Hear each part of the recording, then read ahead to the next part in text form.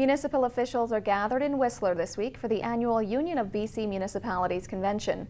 It gives municipal leaders a chance to bend the ears of provincial decision makers. Prince George's Mayor and Council had a few precious minutes to talk crime with the Justice Minister. The city has a host of issues to take up with the appropriate ministers, crime being just one of them. Members of Mayor and Council have met with Justice Minister Suzanne Anton. We're still concerned about the missing and murdered women on Highway 16 West, and that we wanted to ensure that, that is a priority of the province.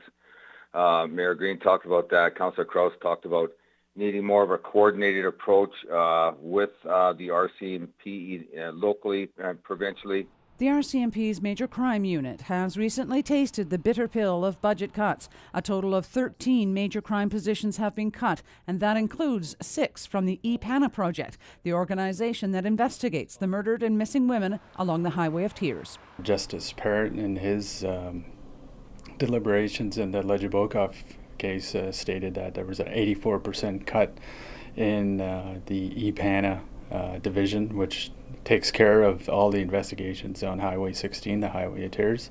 A statement issued by the officer in charge of BC RCMP Communications states that at its peak, there were roughly 70 investigators working on the project along with support staff. That figure has dropped to 12 investigators and support staff. It goes on to assure E-PANA remains a priority. Terry Tigi feels that is simply not enough. There is more resources put towards these investigations. Somebody will say something, so we just need to get the word out there, and perhaps maybe some of the resources should be put towards the public in trying to get more information about some of these investigations. So I think there needs to be more of a commitment.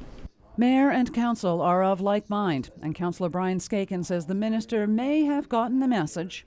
Obviously, they can be quite political, and it's a matter of interpretation, what the province says, whether it's a cut or not, and what the municipalities, might agree or not. But it's a little political, but definitely they got the message that, we want to ensure that the RCMP provincially and locally are focused on the murdered and missing women investigation.